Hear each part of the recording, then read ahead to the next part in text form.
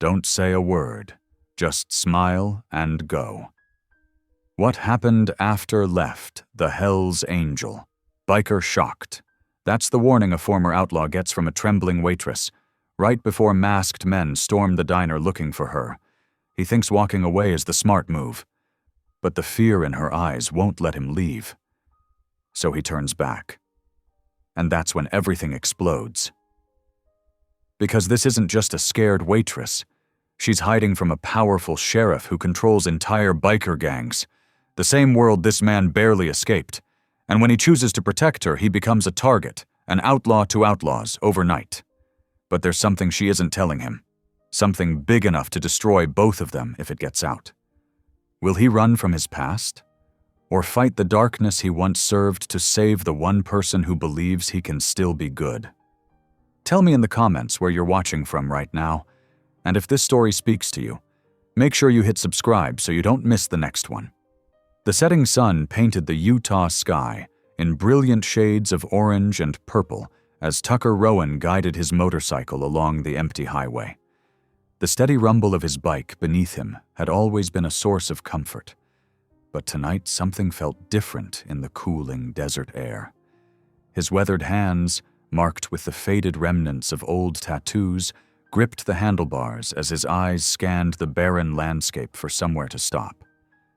The need for coffee gnawed at him. He'd been riding since dawn, trying to make good time toward Nevada, but fatigue was starting to set in. Up ahead, a faded neon sign flickered weakly against the darkening sky. May's Diner, it proclaimed in tired red letters, looking like it hadn't seen a fresh coat of paint since Gerald Ford was president. Tucker eased his bike into the gravel parking lot, the crunch of stones under his tires oddly loud in the evening quiet. The building itself was a long, low structure with large windows that reflected the sunset, their glass spotted with desert dust. A few pickup trucks and sedans dotted the lot, suggesting at least some local business still found its way here. As he pulled off his riding gloves and ran a hand through his graying hair, Tucker noticed something odd. Despite the number of vehicles present, there was an unusual stillness about the place. No cheerful voices drifted out when he opened the door. No typical diner cacophony of clattering plates and casual conversation. The bell above the door chimed as he stepped inside, the sound jarring in the strange quiet. The interior was exactly what he'd expected. Vinyl booths in faded turquoise, formica tables with chrome edges, and a counter lined with red-topped stools that had seen better days. But the atmosphere was all wrong. Customers sat hunched over their plates, speaking in whispers if they spoke at all. Forks clinked against plates with nervous energy, and eyes darted up to check the door before quickly looking away. The tension in the air was thick enough to cut with a knife. Tucker chose a booth with a clear view of both the entrance and the kitchen doors, an old habit he'd never managed to break. As he settled in, a waitress approached his table. Her name tag read Emma Lee, and something about her immediately caught his attention. She was probably in her early 30s, with kind eyes that couldn't quite hide their fear. Her hands trembled slightly as she set down a menu. "Coffee?" she asked, her voice steady despite her shaking hands. Tucker nodded, studying her carefully. "Black, please." She returned quickly with the coffee, and Tucker noticed how her eyes kept flicking towards the door, checking it every few seconds like she was expecting trouble to walk in at any moment. The other diners seemed to be watching her too, but their gazes held something like sympathy rather than suspicion. As the evening wore on, Tucker nursed his coffee, taking his time to observe the unusual dynamics playing out around him. Emma Lee moved between tables with practiced efficiency, but there was an underlying tension in every movement, like a deer ready to bolt at the first sign of danger. When she came to refill his cup, she leaned in close, presumably to pour the coffee. Her movement was smooth, practiced, but as she straightened up, Tucker felt something brush against his hand. A folded piece of paper had appeared beside his coffee cup. With decades of experience in reading dangerous situations, Tucker didn't react. He waited until Emma had moved away before carefully sliding the note under the table and unfolding it in his lap. The handwriting was hurried but clear. "Don't say a word, just smile and go." Tucker's instincts, honed by years of both causing and avoiding trouble, kicked into high gear. He lifted his gaze to find Emma watching him from behind the counter. Their eyes met briefly, and he gave her a calm, easy smile, just as she'd asked. Then he reached for his wallet, pulled out enough cash to cover his coffee and leave a generous tip, and slowly got to his feet. The vinyl seat creaked as he stood, the sound unnaturally loud in the quiet diner. He took his time putting on his jacket, nodding politely to Emma as he made his way to the door. The bell chimed again as he stepped out into the dry evening air, the temperature having dropped significantly since sunset. He had just reached his motorcycle when he heard the diner door swing open behind him. Before he could turn around, the sound of heavy boots on gravel and angry voices filled the air. Several masked men rushed past him, heading straight for the entrance. Tucker instinctively dropped into a crouch behind his bike, one hand gripping the handlebar as he watched the men burst into the diner. Through the large windows, he could see the chaos erupting inside, customers diving under tables, coffee cups shattering on the floor. And then he heard it.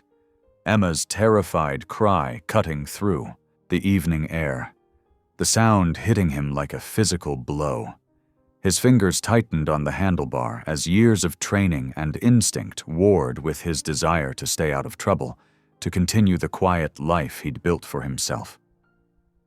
In the end, Tucker did what he'd promised himself he'd do years ago when he left his old life behind. He chose not to engage. With movements that felt like they were happening in slow motion, he swung his leg over his bike and started the engine. The familiar rumble couldn't drown out the sounds coming from inside the diner as he eased the motorcycle backward. As Tucker pulled away, riding slowly into the gathering darkness, Emma's cry echoed in his ears, a sound he knew would haunt him for miles to come. The diner's neon sign grew smaller in his mirrors, its red glow a diminishing beacon in the desert night, leaving him with questions he wasn't sure he wanted answered, and a weight of guilt he hadn't felt in years. The cool night air whipped past him as he rode, carrying with it the distant sounds of chaos from the diner he was leaving behind. Every mile he put between himself and that scene felt both like an escape and a betrayal, the conflict evident in the tense set of his shoulders and the white-knuckled grip he maintained on his handlebars. The desert wind whipped at Tucker's leather jacket as he rode down the empty highway, but he couldn't shake the image of Emma's frightened eyes from his mind. Her terrified cry still echoed in his ears, drowning out even the steady rumble of his motorcycle. After several miles of wrestling with his conscience, he pulled off at a scenic overlook, killing the engine and letting the silence of the desert night wash over him. Tucker walked to a large boulder overlooking the vast expanse of Utah wilderness, now painted in deep purples and blues as dusk settled in. He sat heavily on the rock, his weathered boots scraping against the rough surface as memories he'd tried hard to forget came flooding back. Images flashed through his mind, faces of people who had suffered because men like him had chosen to look the other way. There was the elderly store owner who'd lost everything when the club decided his shop would make a good front. The teenage waitress who disappeared after witnessing something she shouldn't have. The countless others who had their lives destroyed simply because they were in the wrong place at the wrong time. Just like Emma, he muttered to himself, running a calloused hand over his face. The desert wind carried the faint cry of a coyote across the darkening landscape. Tucker watched as the last rays of sunlight painted the clouds in brilliant shades of orange and pink before fading into the deep purple of twilight. His fingers absently traced the outline of the cross tattooed on his forearm, a reminder of promises made and a life left behind. "Damn it all to hell," he cursed under his breath, pushing himself up from the rock. He knew what he had to do, even if every instinct screamed at him to keep riding and forget what he'd seen. The ride back to the diner seemed to take forever, though it couldn't have been more than 15 minutes. When Tucker finally pulled into the parking lot, his headlight swept across an eerily empty space. The only vehicle remaining was a beat-up sedan with a broken taillight, its red plastic hanging like a wounded animal. The neon sign still buzzed overhead, casting an artificial glow across the deserted lot. Tucker cut his engine, letting silence settle around him as he surveyed the scene. Something wasn't right. There should have been more signs of struggle, more evidence of what he'd witnessed earlier. Moving cautiously, Tucker circled around to the back of the diner. The security light cast harsh shadows between the dumpsters and stacks of empty boxes. As he rounded the corner, a small movement caught his eye. There, crouched behind the largest dumpster, was Emma. She was shaking violently, her waitress uniform torn at the shoulder. A thin trail of blood ran down her cheek from a nasty-looking cut. Tucker reached into his pocket, pulling out the clean bandana he always carried, and slowly approached her. "Hey," he said softly, keeping his voice low and gentle as he knelt down. "Let me help you with that cut." Emma recoiled instantly, pressing herself further against the dumpster until recognition flickered in her eyes. You came back," she whispered, her voice rough with fear and disbelief. "I did," Tucker replied, still holding out the bandana. "Though I'm thinking there's more to this story than just a robbery gone wrong." Emma took the cloth with trembling fingers, pressing it against her cheek. "I never wanted to drag anyone else into this," she said, her words coming faster now. "But I couldn't just stay quiet, not after what I saw. What they were doing. What they're still doing." "The sheriff?" Tucker prompted gently, though something in his gut told him he already knew where this was going. She nodded, glancing nervously toward the end of the alley. "Sheriff Briggs, back in Montana. He runs everything. The trafficking, the drugs, all of it. But he makes it look legitimate because he's got these biker chapters doing his dirty work. They move everything across state lines, make it harder to trace." Tucker felt his muscles tense at her words. "Which chapters?" "The main one operates out of Nevada," Emma said. "They call themselves the Desert Kings, but I found out they're really just a front for the Hells Angels Silver State chapter," Tucker finished, his voice flat. The same chapter he'd called home for nearly a decade, the same men he'd once considered brothers. Emma's eyes widened. "How did you—" Before she could finish her question, the sound of footsteps echoed from the mouth of the alley. A masked figure appeared in the security light's glare, weapon raised. But as the man's eyes fell on Tucker, he faltered, taking an involuntary step, backward. "St. Rowan!" The man's voice cracked with shock. "You're supposed to be dead!" Tucker didn't hesitate. He grabbed Emma's hand, pulling her deeper into the shadows of the alley. Her fingers clutched his tightly as they moved swiftly between the buildings, the sound of their pursuers' shocked exclamation fading behind them. Time seemed to slow as they navigated the narrow space between the diner and the neighboring building. Tucker could feel Emma's rapid pulse through their joined hands, could hear her quick, frightened breaths as they sought safety in the darkness. The weight of their shared danger, and the recognition in that man's voice, hung heavy in the air between them as they pressed themselves against the cold brick wall, waiting to see if they'd been followed. The alley's shadows cloaked them as Tucker and Emma pressed themselves against the rough brick wall. Their ragged breathing seemed too loud in the tense silence, but it was the crackle of a radio that made Emma's fingers dig deeper into Tucker's arm.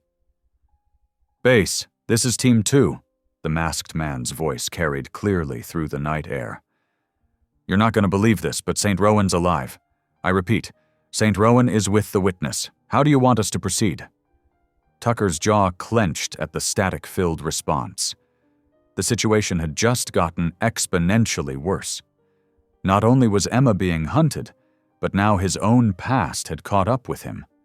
Every criminal organization from Nevada to Montana would soon know he wasn't as dead as they'd believed.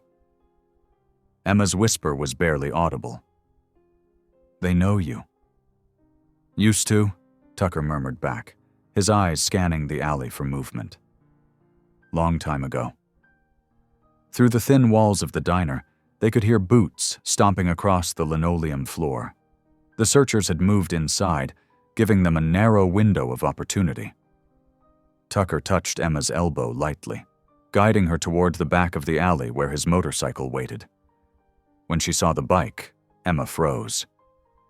I can't," she stammered, shaking her head. "I've never—" In the distance, sirens began to wail, growing louder with each passing second. Tucker knew they had to make a choice now.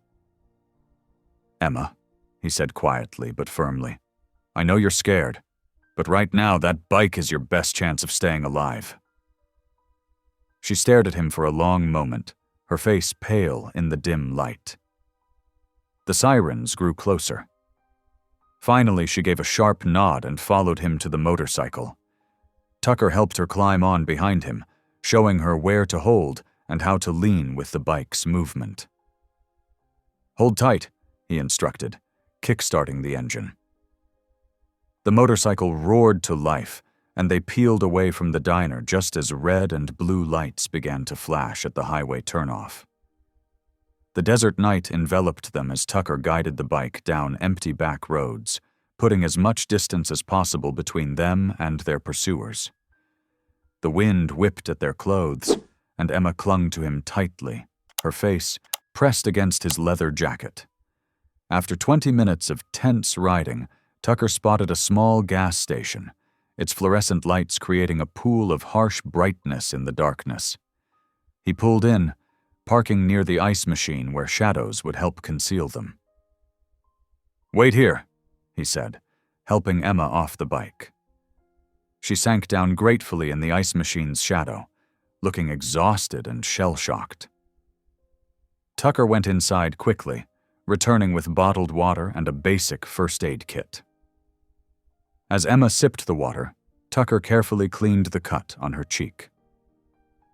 "Tell me about your handler," he said quietly, applying antiseptic with gentle fingers.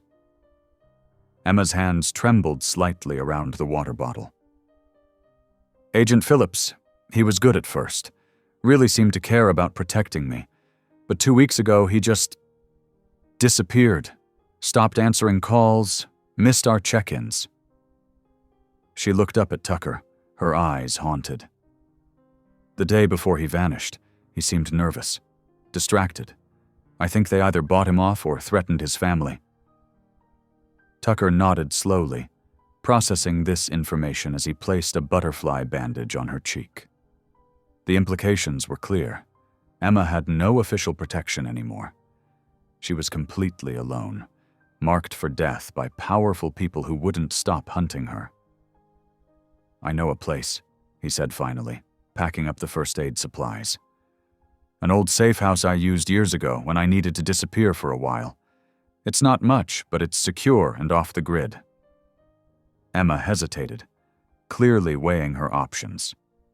Tucker could see the struggle in her expression. Trust a stranger with a dangerous past, or take her chances alone against an organization that had already infiltrated federal witness protection. "Is it far?" she asked finally. Tucker shook his head. "About an hour's ride, deep in the desert where most people don't bother looking." After a moment's consideration, Emma stood up shakily. "Okay," she said. "It's not like I have many other choices right now." They rode through the desert night, the moon casting everything in silver light. The road grew increasingly rough as Tucker turned onto lesser-used paths, eventually following tracks that barely qualified as a road at all. Emma's grip remained steady around his waist, though he could feel her exhaustion in the way she leaned against him. Finally, they crested a small rise, and Tucker slowed the bike. Below them sat a simple cabin, weather-beaten but solid, nearly invisible against the rocky landscape. He guided the motorcycle down the rough path carefully, coming to stop near the front door. The key was still hidden in the same hollow rock where he'd left it years ago. Tucker retrieved it, then helped Emma off the bike. They both stood for a moment, staring at the door, a threshold between their dangerous present and whatever uncertain future waited on the other side. Tucker unlocked the door, pushing it open slowly. The interior was dark and dusty, time having left its mark during his long absence. He reached for the battery-powered lantern he knew would be on the shelf beside the door, clicking it on to cast a dim glow throughout the small space. Emma stepped inside behind him, and Tucker heard her sharp intake of breath as she took in what would be their shelter for the night. The door closed behind them with a soft click, sealing them away from the dangerous world outside. The first rays of morning sunlight crept through the cabin's dusty windows, casting long shadows across Emma's face. She startled awake on the worn couch, her heart racing for a moment before the memories of the previous night flooded back. The scratchy blanket Tucker had given her slipped to the floor as she sat up, wincing at her stiff muscles. Outside, she could hear the rhythmic sound of wood being chopped. Through the window, she watched Tucker methodically splitting logs, his movements precise and controlled. A small propane stove sat nearby, where a pot of water was starting to steam in the cool morning air. Emma ran her fingers through her tangled hair, trying to make herself presentable. The cut on her cheek stung when she touched it, a sharp reminder of how close she'd come to being caught. She made her way to the cabin's tiny bathroom, where the pipes groaned but managed to produce enough water to splash her face. When she emerged, Tucker was coming through the door with an armload of split wood. "Morning," he said quietly, setting the wood beside the old potbelly stove. "Hope you managed to get some sleep." "Some?" Emma replied, wrapping her arms around herself. "Thank you for the blanket." Tucker nodded, moving to the propane stove outside. He returned with 2 tin cups of instant coffee and a can of beans he'd heated up. "It's not much," he apologized, handing her a chipped bowl and a spoon. "It's perfect," Emma said sincerely, accepting the simple breakfast. The coffee was strong and hot, and right now that was all that mattered. They sat in companionable silence for a few minutes, the morning sun warming the cabin's interior. Finally, Tucker spoke. "Tell me more about this sheriff. The whole story." Emma's hands tightened around her coffee cup. "Sheriff Dalton Briggs," she said, her voice quiet but steady. "He built this whole network of corruption, piece by piece. At first it was just taking bribes to look the other way when certain trucks came through town. But it grew." She paused, taking a sip of coffee. "He started targeting vulnerable women, especially those passing through town, ones without local connections. He'd have his deputies pull them over on false charges, then offer to help them avoid jail time. But the help always came with strings attached." Tucker's face remained impassive, but she noticed his jaw tightening as she continued. "Eventually, he built connections with some biker chapters. They'd provide muscle when needed, help move products across state lines. The Desert Wolves were his main partners, but there were others." She watched Tucker carefully as she mentioned the names. "The Iron Legion, the Night Riders, the Blood Saints." Tucker's expression hardened at the last name, confirming Emma's suspicion that he knew more than he was letting on. She pressed on. "Women started disappearing. Not many at first, and always ones who wouldn't be missed. But I worked at that diner for 3 years. I saw patterns, noticed the same trucks, the same men, kept quiet notes. Until you didn't stay quiet, Tucker said softly. Emma shook her head. I couldn't anymore. Not after Lisa. Her voice caught. 19 years old, just passing through town on her way to college. Briggs's deputies pulled her over. She never made it to campus. Her parents are still looking for her. Tucker stood abruptly, walking to the window. I need to make a call, he said. Stay inside, away from the windows. I won't go far. Emma watched as he stepped outside, pulling an old flip phone from his jacket pocket. He walked several yards from the cabin, speaking in low tones she couldn't make out. The conversation seemed intense, his free hand clenching and unclenching at his side. After about 15 minutes, Tucker returned, his face grim. Your handler's disappearance wasn't random, he said, closing the door firmly behind him. Briggs has people inside the federal agencies, high up enough to access witness protection details. The leak about your location wasn't an accident. Emma felt the blood drain from her face. How far does his influence reach? Far enough that you're not safe anywhere official, Tucker replied. He ran a hand through his hair, a rare gesture of frustration. I can't leave you alone in this. It's too dangerous. These people... He trailed off, then met her eyes directly. I know what they're capable of. I've seen it firsthand. The day passed slowly, with Tucker teaching Emma basic security protocols, which windows offered the best escape routes, where to hide if someone approached, how to start his motorcycle if she needed to flee alone. As the sun began to set, painting the red rock cliffs in brilliant orange and purple, they sat on the cabin's small porch, watching the desert day fade. Thank you, Emma said quietly, breaking the comfortable silence. For coming back last night. You could have just kept riding. Tucker shifted uncomfortably at the gratitude. Couldn't do that, he muttered, standing to begin his evening security check. But Emma saw how her words affected him, the slight softening around his eyes, the way his shoulders relaxed just a fraction. This man, who had every reason to avoid involvement, had chosen to help her. It meant more than she could express.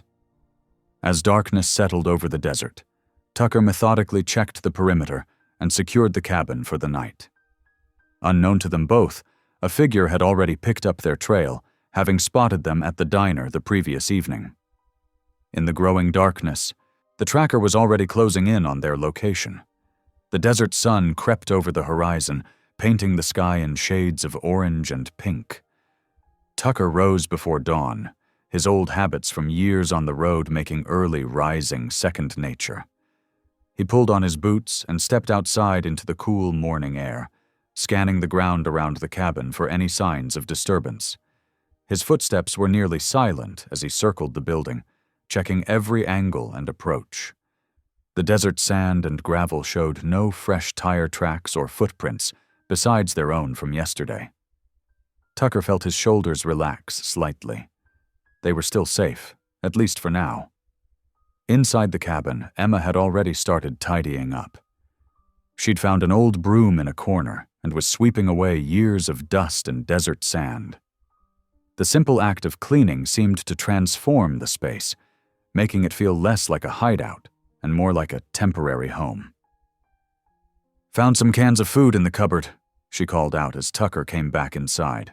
They're still good, beans and corn mostly, and there's instant coffee. Tucker nodded, watching as she arranged their meager supplies on a shelf she'd wiped clean. It was strange seeing someone else in this space, his old refuge from darker days now serving a new purpose. They sat down to a breakfast of heated beans and coffee. The morning light streamed through the windows, catching dust motes in its beams. The silence between them felt different today, less tense, more companionable. I wasn't always like this, Tucker said suddenly, breaking the quiet. His voice was low, rougher than usual. The Hells Angels. That life seemed exciting at first. Freedom, brotherhood, all that. But then I saw what it really was. Emma set down her coffee cup, listening intently as Tucker continued. There was this night. We were supposed to just rough up some guy who owed money, but things went wrong, got out of hand. Tucker's hands tightened around his cup.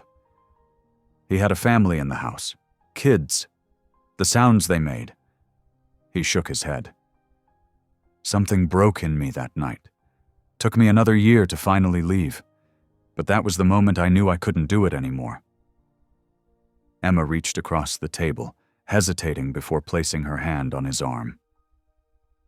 I understand guilt, she said softly. Every time I think about my family having to move, change their names, live in fear because I couldn't stay quiet. Her voice cracked slightly.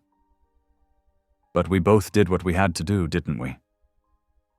Tucker met her eyes, seeing his own pain reflected there. They sat in silence for a moment, understanding flowing between them. Later that morning, Tucker checked his supplies and frowned. We need more food, water, first aid supplies. There's a town about 40 minutes from here. I should make a run. Emma's face tightened with worry. Is it safe? Safe enough if I'm careful, but you need to stay here. Tucker moved to a cabinet and pulled out a small revolver. Ever shot before? Emma shook her head, eyes wide as Tucker placed the gun on the table. It's simple, but powerful. Don't put your finger on the trigger unless you're ready to shoot. He showed her how to hold it, how to check if it was loaded, how to aim. Point and squeeze, don't pull, and only if you have no other choice. Emma handled the weapon gingerly, but her hands were steady as she practiced aiming at a mark on the wall. Tucker watched her carefully, making sure she understood the basics. Before leaving, Tucker gave her final instructions. Stay away from windows, keep the doors locked, use the gun only as a last resort. Emma nodded, trying to hide her nervousness as she watched him mount his motorcycle. The ride into town was tense, every vehicle he passed a potential threat. The small desert community consisted of just a few streets, a gas station, a hardware store, a small grocery, and a handful of other businesses. Tucker parked his bike and kept his head down as he gathered supplies. Near the hardware store, two unfamiliar motorcycles caught his eye, heavy cruisers with custom paint jobs. Their riders stood nearby, talking in low voices. Tucker turned away before they could notice him looking, his heart rate picking up. He quickly finished his shopping, storing everything in his saddlebags. The return ride felt endless, though Tucker kept his speed steady to avoid attention. The sun was low in the sky by the time he pulled up to the cabin. Before he could even dismount, Emma rushed out, relief clear on her face. I was so worried, she admitted, helping him carry the supplies inside. Saw a couple of bikers in town, Tucker said as they unpacked. Might be nothing, might be something. We'll need to be extra careful. As darkness fell, they sat at the small table eating sandwiches Tucker had bought, the lantern casting warm light across their faces. They were both exhausted, not just physically but emotionally. The weight of their situation, their shared confidences, and the constant tension had worn them down. Yet there was also a comfort in their shared meal, in knowing they weren't facing their demons alone anymore. Emma had arranged wildflowers she'd found near the cabin in an old jar, a small touch of beauty in their temporary shelter. Tucker found himself oddly grateful for her presence, even as he worried about keeping them both safe. They ate in comfortable silence, the desert night settling around the cabin like a protective blanket. For now, at least, they were safe. The morning sun crept over the desert horizon, casting long shadows across the weathered cabin. Emma stirred on the couch, her eyes fluttering open to the sound of hammering outside. The familiar scent of coffee drifted through the air, and she noticed Tucker had already made a fresh pot before heading out. Wrapping a thin blanket around her shoulders against the morning chill, Emma stepped onto the front porch. Tucker knelt by the steps, tools spread around him as he worked on replacing a broken board. "Morning," he said, without looking up, focused on measuring a piece of wood. "Coffee's hot if you want some." Emma watched him work for a moment, appreciating how his strong hands moved with surprising gentleness. "Need any help?" Tucker glanced up, considering. "Could use someone to hold this board steady while I nail it down." They worked together in comfortable silence, Emma steadying the wood while Tucker drove nails with precise strikes. The simple task felt almost normal, like they were just two people fixing up an old cabin rather than fugitives hiding from dangerous men. "You're good at this," Emma observed, as Tucker fitted another board into place. "Used to do construction work," he replied, "before everything else." He paused, wiping sweat from his forehead. "Sometimes the simple things make the most sense." Emma nodded, understanding exactly what he meant. "I miss simple things," she said softly.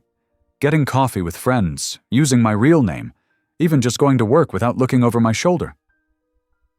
Tucker set down his hammer, giving her his full attention.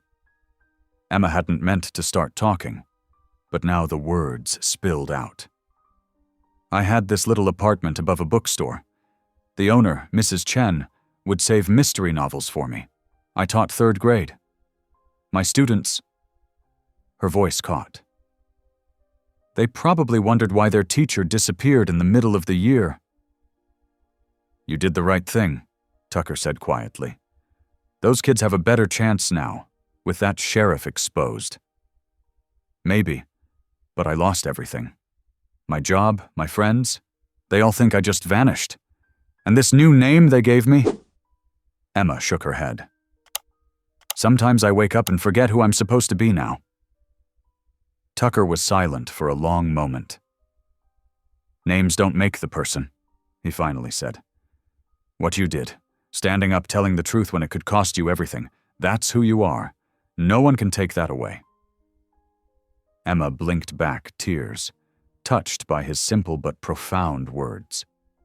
They finished the steps together, and Emma found herself feeling lighter despite sharing such heavy thoughts. Later, while Tucker checked the perimeter, Emma discovered an old notebook in a kitchen drawer. The pages were blank, waiting. She hadn't written in months, not since entering witness protection. But now, sitting at the worn kitchen table, she found herself picking up a pen. The words came slowly at first, then faster.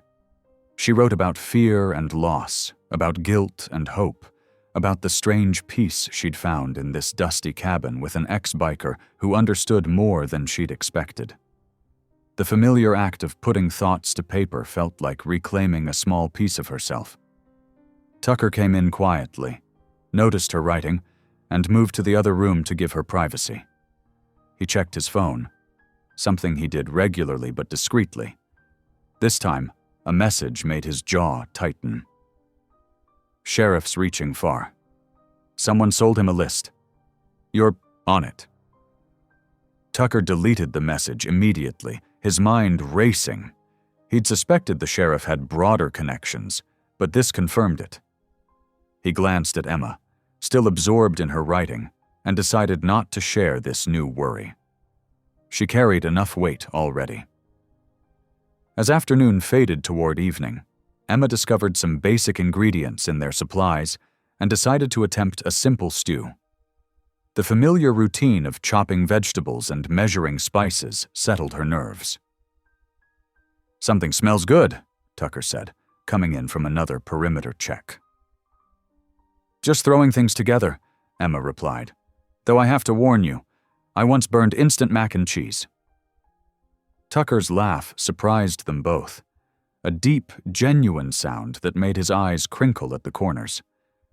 Emma found herself laughing too, the simple moment of joy feeling both foreign and wonderful. "Can't be worse than some of the things I've eaten on the road," Tucker assured her, still smiling as he helped her set the table. The stew turned out better than expected, and they shared the meal in comfortable conversation. Emma told stories about her more spectacular cooking disasters, and Tucker described some truly questionable roadside diners he'd encountered. Night settled over the desert, bringing with it a deep quiet that made every sound seem sharper. They were just finishing the dishes when Tucker suddenly froze, his head tilting slightly. In the distance, barely audible, came the distinctive rumble of motorcycle engines. Tucker moved swiftly to extinguish the lantern, plunging the cabin into darkness. He touched Emma's arm gently, signaling for silence. They stood perfectly still, listening as the engines grew louder, then began to fade.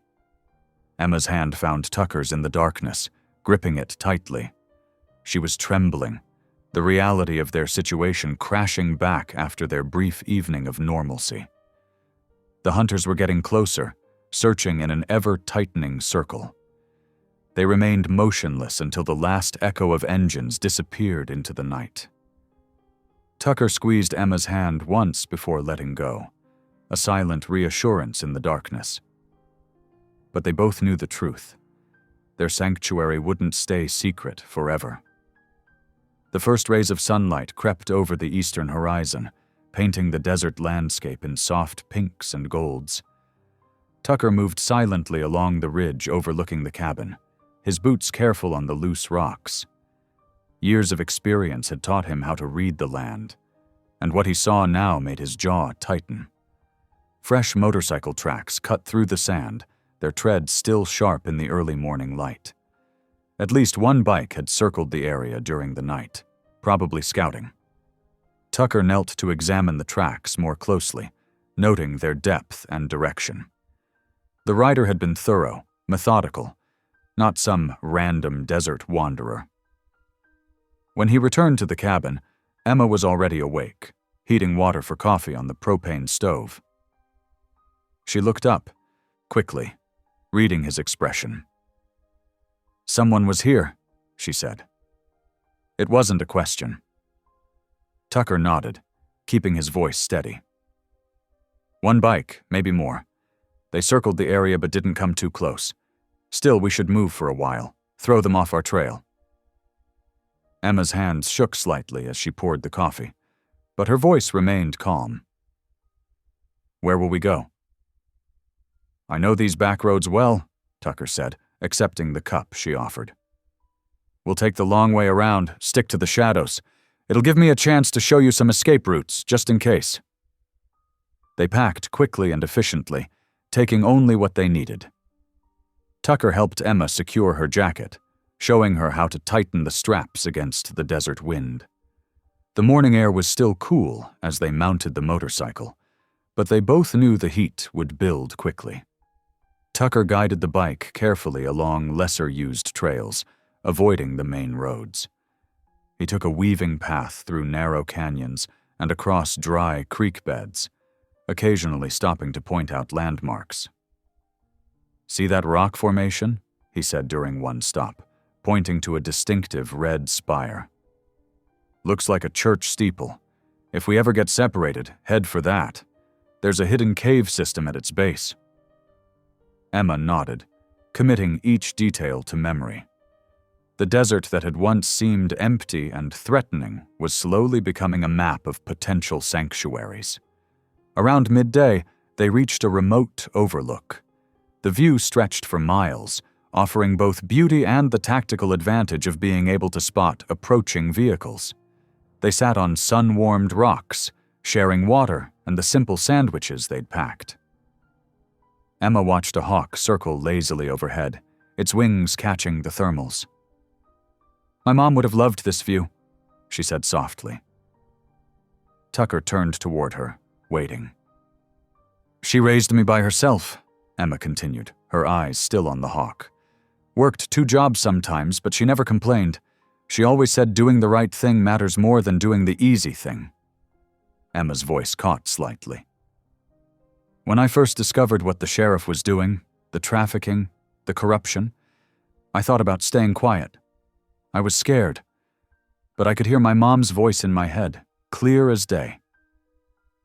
She sounds like a strong woman, Tucker said quietly. She was. Cancer took her 5 years ago, but her values... Emma brushed away a tear. Those stayed with me. Sometimes I think that's why I couldn't look away, couldn't pretend I didn't know what was happening. She taught me that silence in the face of wrong is its own kind of wrong. Tucker was quiet for a long moment. I envy that, he finally said, his voice rough. Growing up like that, with someone showing you true north. He looked out across the desert. I had to learn it the hard way, after years of pointing in the wrong direction. Emma touched his arm gently. But you learned it. That matters too. The moment stretched between them, full of understanding. The emotional safety they'd been building grew stronger, like a shelter taking shape one brick at a time.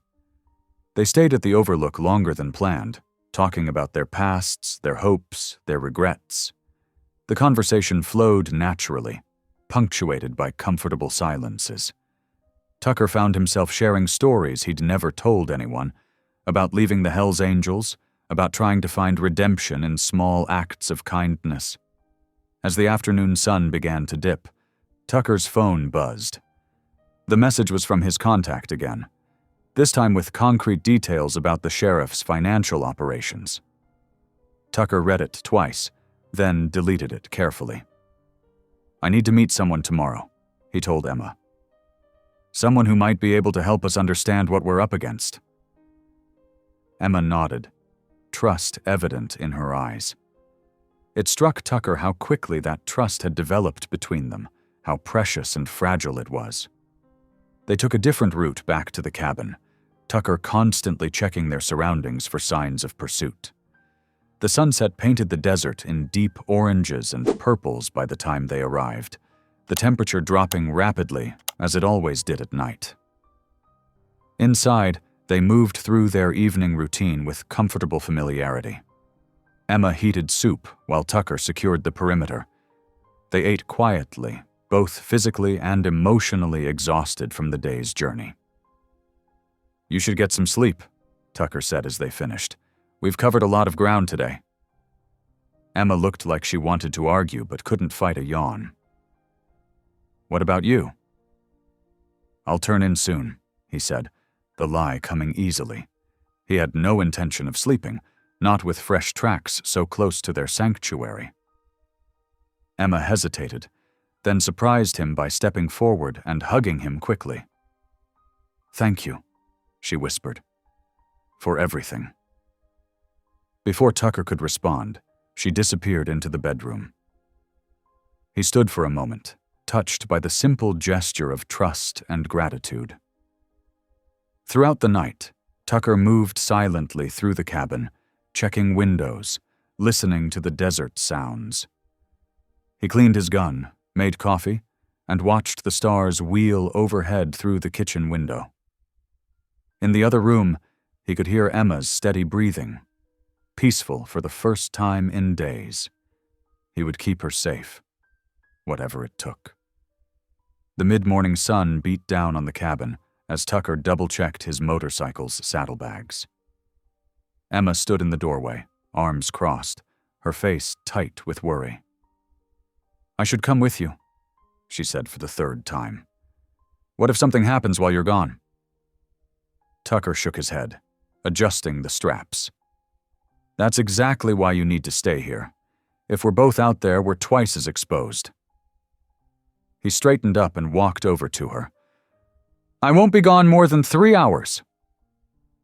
Emma's shoulders slumped slightly, but determination still burned in her eyes. At least tell me where you're meeting him. The less you know, the safer you are. Tucker gestured toward the cabin. Come on, I need to show you something before I leave. Inside, Tucker demonstrated how to secure the heavy wooden bar across the door. "If anything feels wrong, anything at all, barricade yourself in and hide in the root cellar we found yesterday." He pointed to the worn rug covering the trapdoor. "There's a false wall at the back. Get behind it and stay quiet." Emma nodded, memorizing every detail. Tucker showed her how to wedge a chair under the bedroom doorknob, where to position herself if she needed to use the revolver, which windows offered the best escape routes. "I hate this," Emma said softly, "being afraid all the time." Tucker's expression softened. "I know, but fear keeps us alert, keeps us alive." Before leaving, Tucker hesitated, then pulled a worn leather bracelet from his wrist. "Here," he said, pressing it into her palm. "My grandfather gave me this, said it was for luck." He cleared his throat. "Hold on to it for me." Emma's fingers closed around the bracelet, understanding the gesture meant more than the words. "Be careful," she whispered. Tucker swung onto his bike, the engine roaring to life. In his mirrors, he watched Emma slowly close the cabin door. His chest felt oddly tight as he rode away. The meeting point was an old garage on the outskirts of a nearly abandoned town. Tucker's contact, Marcus, had been a feared enforcer in his biker days. Now he fixed cars and tried to make amends for his past, much like Tucker himself. Marcus was waiting inside the garage, wiping his hands on a greasy rag. "You're looking rough, Saint," he said by way of greeting. "It's just Tucker now," Tucker reminded him, scanning the empty garage carefully. Marcus nodded toward a back office. Once inside, he spoke in low tones. "Sheriff's got a full crew heading your way. Not local muscle, professionals from out of state. Real nasty bunch." Tucker's jaw tightened. "How many?" "At least 6 that I know of. Maybe more." Marcus pulled a flash drive from his pocket. "But I got something that might help. Financial records, phone logs, shipping manifests, enough to bury that badge-wearing bastard." Tucker took the drive, his mind already racing through implications. "Where did this come from?" "Let's just say some of us are tired of watching good people die while corrupt men get rich." Marcus leaned forward. "But Tucker, you need to be careful with this. That sheriff, he's got friends in high places. The kind of friends who make people disappear." Tucker pocketed the drive. "Anything else I should know?" "Yeah. Watch your back on the ride home. Word is they've got people watching the highways." The warning proved prophetic.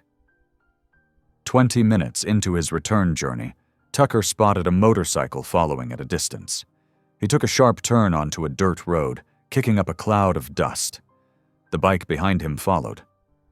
Tucker led his tail on a winding route through back roads and cattle trails, using every trick he'd learned in his years of riding. After nearly an hour of cat and mouse, he finally lost them in a maze of desert canyons. Exhausted but relieved, Tucker approached the cabin as the sun began its descent. Something felt wrong before he even cut the engine. The door hung crooked on its hinges, splintered around the lock. "No," he whispered, his heart pounding. "No, no, no." Tucker drew his gun and moved carefully toward the entrance. Inside, chaos greeted him. Furniture overturned, drawers emptied, glass shattered across the floor. And Emma. Emma was gone. His legs gave out, and he dropped to his knees in the middle of the destruction. How had they found them? How had they gotten here so quickly? A notebook caught his eye among the debris, Emma's journal. He picked it up with trembling hands. It had fallen open to that morning's entry. Sometimes hope comes in unexpected packages. A worn leather bracelet, a quiet promise of protection. I've spent so long running, so long afraid. But here, in this dusty cabin with a man who carries his own wounds, I found something I thought I'd lost forever. Trust. Whatever happens, I'm grateful for these days of safety, these moments of peace." Tucker pressed the journal to his chest, his voice barely a whisper in the gathering darkness. "I won't lose you." The leather bracelet he'd given her lay nearby, apparently torn from her wrist in the struggle. He picked it up, his fingers closing around it until his knuckles turned white. His grandfather's words echoed in his memory. "Luck is what you make of it, boy. The rest is just choosing to never give up." Tucker stood slowly, tucking both the journal and bracelet into his jacket. The last rays of sunlight painted the cabin's walls blood red as determination hardened his features. He wouldn't give up. He would find her. Tucker forced himself to stand in the ransacked cabin, his legs still shaky but his mind sharpening with purpose. He grabbed a flashlight and stepped outside, scanning the ground methodically. The setting sun cast long shadows across the desert floor, but there, leading away from the cabin's back door, he found what he dreaded: drag marks in the dirt, along with several boot prints. "They took her this way," he muttered, following the trail. The marks led to wider tire tracks near an old access road, where multiple vehicles had recently turned around. Tucker's jaw clenched as he studied the ground. At least 3 motorcycles and what looked like a heavy SUV. Back inside the cabin, Tucker moved with urgent efficiency. He pulled up a loose floorboard beneath the old couch, revealing a cache of weapons he'd hoped never to use again: a shotgun, extra ammunition, and a tactical vest. As he packed the gear into his saddlebags, his hands trembled with a toxic mix of fear and self-loathing. "I should have been here," he whispered to the empty room. "I should have known better." The guilt threatened to paralyze him. Images of Emma's terrified face flooded his mind, her trust in him, now betrayed. Tucker leaned against the wall, struggling to breathe through the crushing weight of failure. Something crinkled in his jacket pocket. Reaching in, his fingers found Emma's original warning note from the diner, now wrinkled and soft from being carried. He carefully unfolded it, reading those simple words again. "Don't say a word. Just smile and go." Tucker ran his thumb over the hurried handwriting. Even then, facing unknown threats, Emma had shown such quiet courage. She hadn't frozen or given up. She'd taken action, however small, to protect herself and warn others. "You're braver than me, Emma," Tucker said softly, tucking the note away. "Time I lived up to that." He knew he needed help, the kind that came with wisdom and experience. There was only one person he trusted who had both: Doc Preacher Malone. The older man had left the biker life decades ago, finding a different path through faith. More importantly, he'd helped Tucker start his own journey away from violence years before. Tucker secured the cabin and mounted his bike, pointing it northeast toward the small town where Preacher lived. The ride took almost 2 hours, every minute stretching his nerves tighter as he imagined what Emma might be enduring. Preacher's modest house sat on the outskirts of town, its porch light already glowing in the deepening dusk. Tucker parked his bike and approached slowly, noting the way Preacher's security lights clicked on, tracking his movement. Before he could knock, the door opened. "I wondered when you'd show up, son," Preacher said quietly. The older man's weathered face showed no surprise, just concern. He wore reading glasses and comfortable clothes, but Tucker knew the sharp, tactical mind that still worked behind those gentle eyes. "I need help, Preacher," Tucker said simply. "Come in." Preacher stepped aside. "Coffee's fresh." Inside, the house was warm and lived in, with books everywhere and the faint scent of pipe tobacco. Tucker sat at the kitchen table while Preacher poured 2 cups of coffee. He explained everything: Emma's situation, the corrupt sheriff, the attack at the cabin, and the flash drive burning a hole in his pocket. Preacher listened without interrupting, only nodding occasionally. When Tucker finished, the older man removed his reading glasses and rubbed his eyes. "Let's see what's on that drive," he said, moving to a laptop on his desk. They spent the next hour analyzing files, Preacher's computer skills proving surprisingly current. The evidence was damning, detailed records of bribes, trafficking routes, and offshore accounts. But most importantly, they found recent communications about a private ranch compound just across the state line.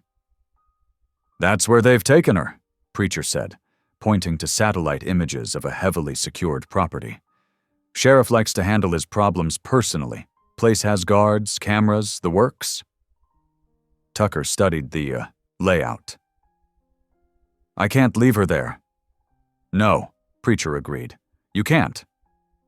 He stood and walked to a closet, returning with a battered green duffel bag. "Which is why we'll need these." The bag contained tactical gear, communications equipment, night vision goggles, proper body armor. Tucker looked up sharply. "We? You think I'm letting you do this alone?" Preacher raised an eyebrow. "I may have found peace, son, but I haven't forgotten how to fight when fighting's needed." They spent the next hour preparing equipment and studying approach routes. As full night settled outside, Preacher paused in his work. "Before we go," he said quietly, "I'd like to pray." Tucker tensed. He hadn't prayed since he was a child, wasn't sure he even remembered how. But watching his old mentor bow his head, Tucker found himself doing the same. "Lord," Preacher began, his voice rough with emotion, "watch over that girl wherever she is tonight. Give her strength, and help us bring her home safe. Guide our hands if we must fight, but guide our hearts above all. Amen."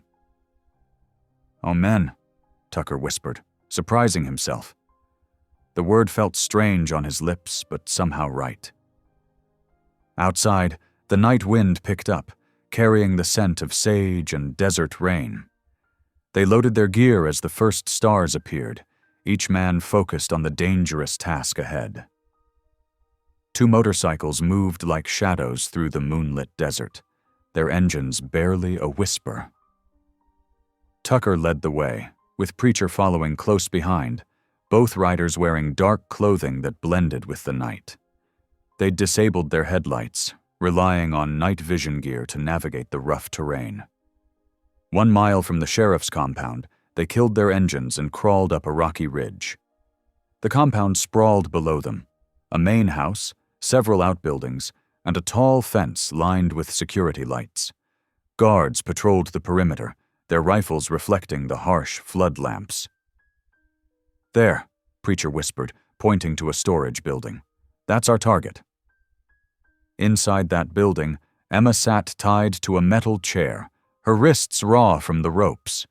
A bruise darkened her cheek, but her eyes remained alert, watching, listening.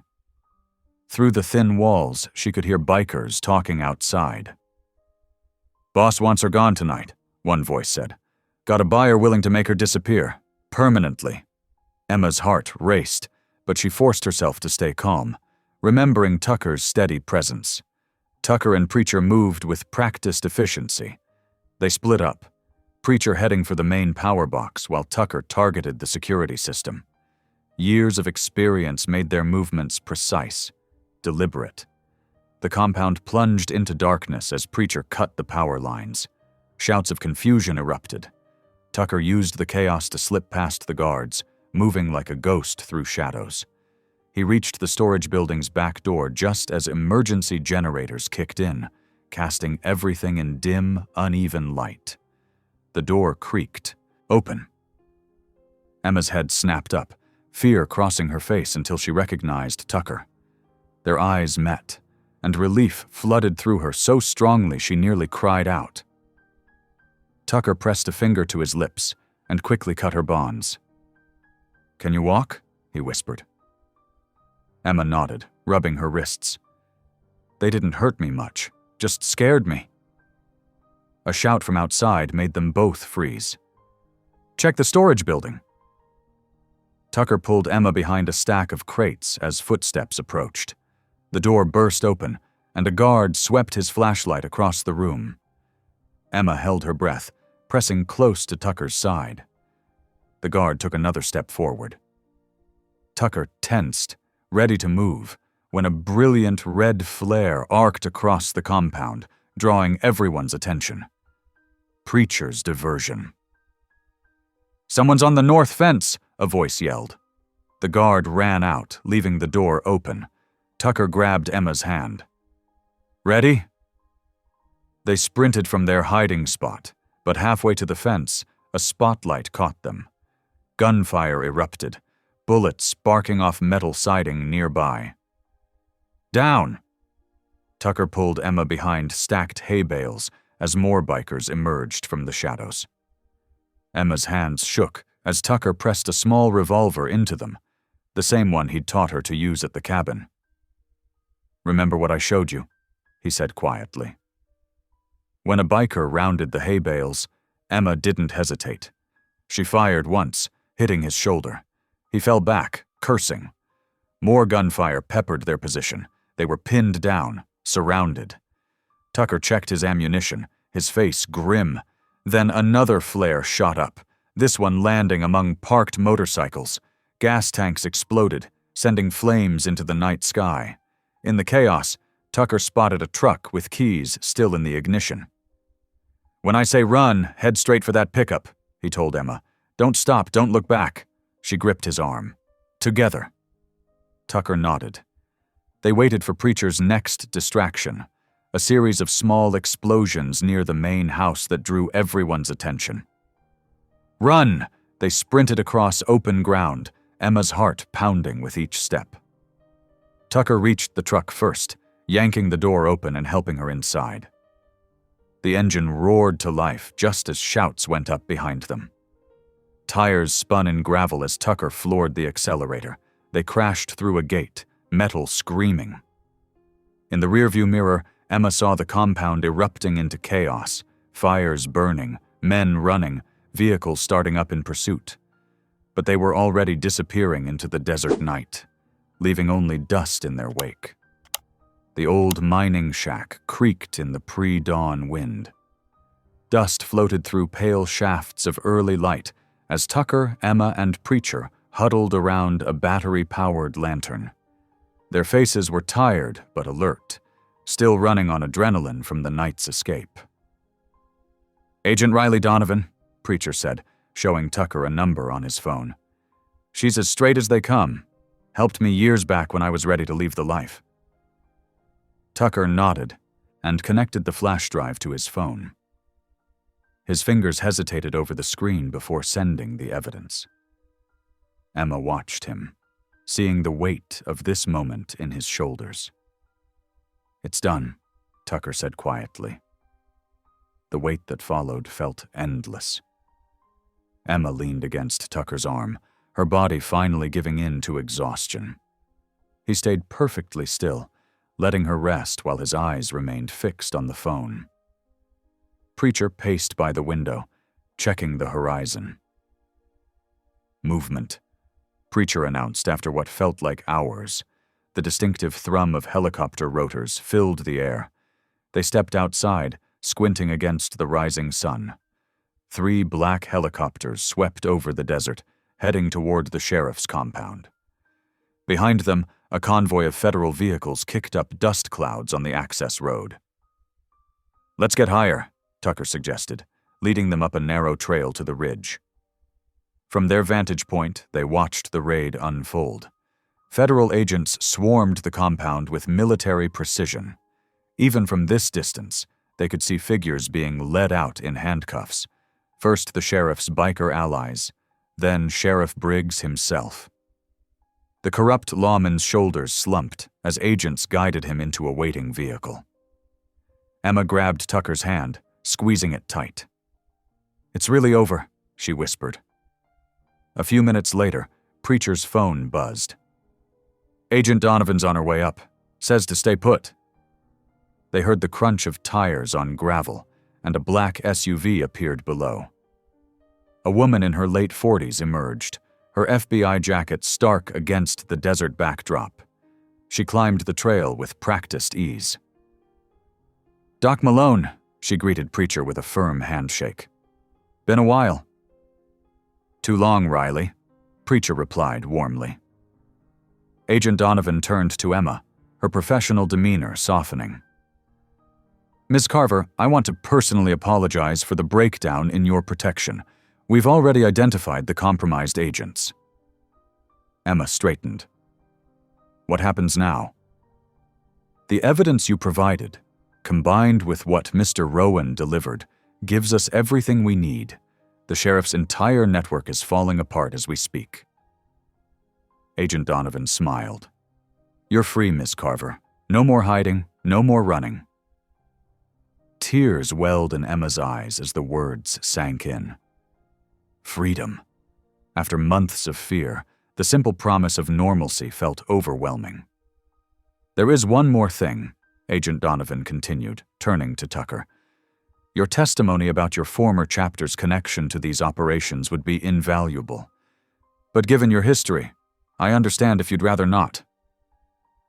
Tucker stared at the horizon for a long moment. Emma watched his face, seeing him wrestle with ghosts she could only imagine. "I'll testify," he said finally. "Time to face it all, even the ugly parts."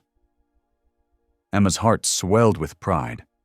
She took his hand again, and this time he turned to meet her eyes. "I'm proud of you," she said softly. "So proud." Tucker's fingers tightened around hers, and in that grip was a lifetime of darkness finally giving way to light. The Utah summer evening painted the mountains in shades of amber and gold. Tucker wiped grease from his hands as he surveyed the small garage he now called his own. Classic rock played softly from an old radio, while 3 teenagers gathered their tools, laughing as they finished their apprentice work for the day. "See you Thursday, Mr. Rowan," called Jason, a 16-year-old who'd been struggling before Tucker took him under his wing. The boy's eyes now held purpose instead of anger. "Stay out of trouble," Tucker replied with a gentle authority that still surprised him sometimes. The past 6 months had transformed his life in ways he never imagined possible. His testimony, given anonymously but powerful nonetheless, had helped federal authorities dismantle the trafficking network that had once seemed untouchable. The nightmares still came sometimes, but less frequently now. Tucker moved through the garage, straightening tools and checking the day's receipts. The simple routine brought him peace. Local folks trusted him with their vehicles, and more importantly, with their kids. Second chances, he'd learned, had a way of multiplying. As he clicked off the lights and locked up, the sunset caught his eye. Emma stood waiting by her car, her library name tag still pinned to her sweater. The sight of her made his heart skip. Some things hadn't changed since that first night at the diner. "Another successful day of corrupting young minds with auto mechanics?" she teased, her eyes bright. "Someone's got to teach them the difference between a carburetor and a catalytic converter," he replied. Emma had flourished in her new life. The local library welcomed her warmth and organization skills, and she'd started a reading program for at-risk youth. In the evenings, she helped Tucker plan community projects, car maintenance workshops for single mothers, basic repair classes for seniors. "You know," she said, stepping closer, "if you ever scare me like that again—" Her voice held playful warning, but Tucker caught the reference to that desperate night months ago. He responded with the same soft, reassuring smile he'd given her in the diner, the smile that had marked the beginning of their journey together. Emma's hand found his, fingers intertwining naturally. "Don't say a word," she whispered, echoing her own long-ago warning note, but now her voice carried warmth and certainty. "Just smile and stay." Tucker pulled her close, their shadows merging in the golden light. They walked hand in hand toward home, their steps in perfect sync. Both knew the depth of their transformation, from broken souls running from darkness to whole hearts walking toward light together. If this story made you pause, reflect, or even smile, don't forget to subscribe. I post daily, and the next story might be exactly what you need to hear.